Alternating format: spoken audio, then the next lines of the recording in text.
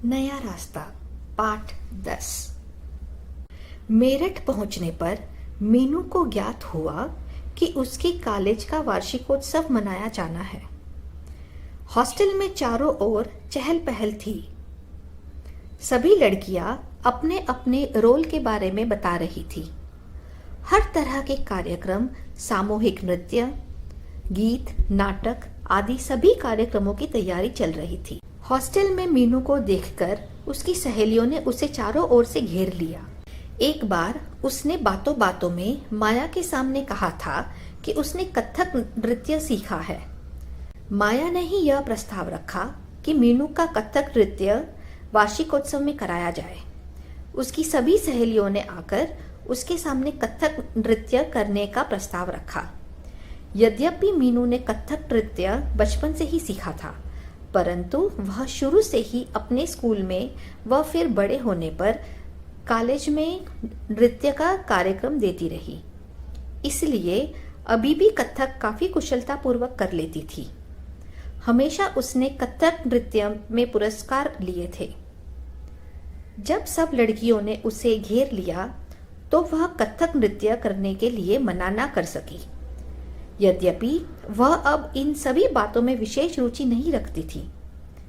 इस समय उसके सामने एक ध्येय था, एक मंजिल थी, जिस पर पहुंचने के लिए उसे विशेष परिश्रम की आवश्यकता थी। और फिर अब नीलिमा की शादी भी उसके 3 दिन बेकार हो गए थे। यात्रा की थकान उसके चेहरे पर स्पष्ट दिखाई दे रही थी। उसने अपना सामान उठाया और अपने कमरे में चली गई। सामान कमरे में रखकर वह पलंग पर लेट गई। लेटे लेटे वह अतीत की स्मृतियों में खो गई।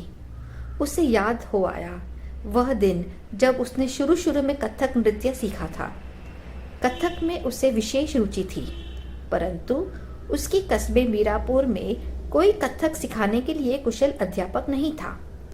परंतु उस दिन जब पता चला कि उसके कस्बे में एक कथक नृत्य का स्कूल खुल गया, तब वह बहुत प्रसन्न हुई थी। सबसे पहले मीनू ही उस स्कूल में पहुंची थी। बाद में और भी नृत्य की रुचि रखने वाली काफी लड़कियां आ गई थी। पहले दिन जब गुरुजी ने नृत्य के लिए पैर चलाने सिखाए तो उसके पैरों में बहुत दर्द हो गया था। फिर भी घर जाने के बाद उसने बहुत देर तक पैर चलाने का अभ्यास किया। आशा और रोहित उस समय छोटे थे। वे बहुत देर तक मीनू को पैर चलाते देखते रहते, परंतु उन्हें यह समझ न आता कि ये कैसा नृत्य है जिसमें सिर्फ पैर ही चलाए जाते हैं, हाथ नहीं। अगले दिन जब स्कूल गई तो सभी लड़कियों ने तबले की धुन पर पैर चलाने शुरू किए। मीनू के पैर ही सही ताल पर व सही ढंग से चल रहे थे। गुरुजी ने दूसरे दिन ही मीनू की बहुत प्रशंसा की थी। हर कार्य में मीनू की प्रतिभा मुखरित हो उठती। वह हर कार्य पूर्ण लगन के साथ करती। कथक नृत्य में भी उसने पूर्ण रुचि दिखाई थी। 2 वर्ष में ही वह कथक नृत्य में निपुण हो गई थी। बाद में भी वह स्कूल में निरंतर नृत्य करती रही, जिससे उसका अभ्यास निरंतर बना रहा। एक दिन की बात है जब वह कक्षा 10 में पढ़ती थी। उसके स्कूल में वार्षिकोत्सव मनाया गया। मीनू की अध्यापिका ने उससे कथक नृत्य पेश करने के लिए कहा। उस समय उसमें कितना उत्साह था, कितनी प्रसन्न हुई थी वह यह जानकर कि उसे स्टेज पर नृत्य करना है। कितनी उमंग थी उसके हृदय में। छुट्टी के बाद जब वह घर पहुंची थी तब उसने प्रसन्न मुद्रा में माँ से कहा था, माँ मुझे जल्दी से खाना दो, मुझे कथक नृत्य का अभ्यास करना है। माँ ने बड़े प्यार से पूछा था, क्यों बेटी, कहाँ करना है तुम्हें कथक नृत्य? मीनू ने उमंग भरी वाणी में कहा था, माँ 4 दिन के बाद हमारे स्कूल में वार्षिकोत्सव मनाया जा रहा है। उसमें मुझे कथक नृत्य करने के लिए कहा है।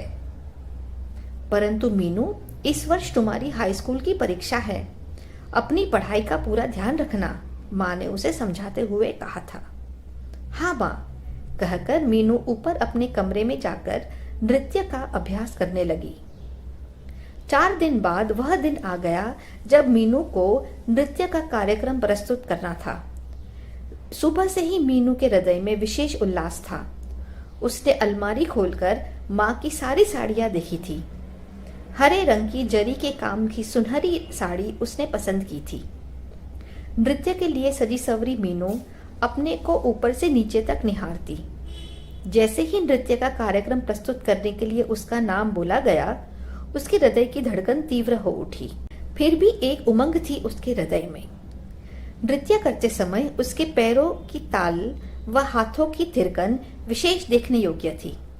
अपने नाजुक बदन को वह हर दिशा में आसानी से मोड़ लेती थी। उसका नृत्य समाप्त होने पर पूरा हाल तालियों की गड़गड़ाहट से गूंज उठा था।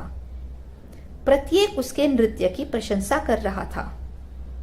मीनू को उस दिन कितनी प्रसन्नता का अनुभव हो रहा था। विशेष प्रसन्नता उसे उस समय महसूस हुई जब मुख्य अतिथि ने उसे पुरस्कार देते समय उसकी प्रशंसा की थी। साथ ही पास खड़ी उसकी अध्यापिका ने भी मुख्य अतिथि से यह कहा था कि यह लड़की प्रत्येक कार्य में कुशल है, पढ़ाई में भी सदैव प्रथम आती है। यह सुनकर मीनू का हृदय प्रसन्नता से झूम उठा था। घर पहुंचते ही उसने यह पुरस्कार माँ को दिखाया और अत्यधिक उत्तेजित होकर माँ से लिपट गई थी। अभी वह अतीत की स्मृतियों में ही खोई हुई थी कि कमरे में माया ने प्रवेश किया। मीनू को चुपचाप पड़ी देखकर मीनू के पास आई और उससे शादी की बातें पूछने लगी। माया बोली, कहो मीनू, कैसी रही नीलिमा की शादी? खूब मस्ती हुई होगी शादी में। हाँ, मीनू ने कहते हुए गर्दन हिला दी। आओ बैठो माया, कहते हुए वह स्वयं पलंग के एक ओर बैठ गई और माया को बैठने के लिए स्थान दे दिया। माया कुछ देर मीनू के पास बैठी उससे हंसी मजाक की बातें करती रही और फिर पास में पड़े अपने पलंग पर बैठकर पढ़ने लगी। मीनू की थकान भी उतर चुकी थी। उसने पलंग से उठकर अपना मुंह धोया और पढ़ने के लिए बैठ गई। 10 दिन बाद मीनू के कॉलेज का वार्षिकोत्सव था। कॉलेज व हॉस्टल दोनों में काफी चहल पहल रहती थी। कॉलेज में भी नाटकों व अन्य कार्यक्रमों की तैयारी चल रही थी, परंतु मीनू में कोई उत्साह नहीं दिखाई दे रहा था।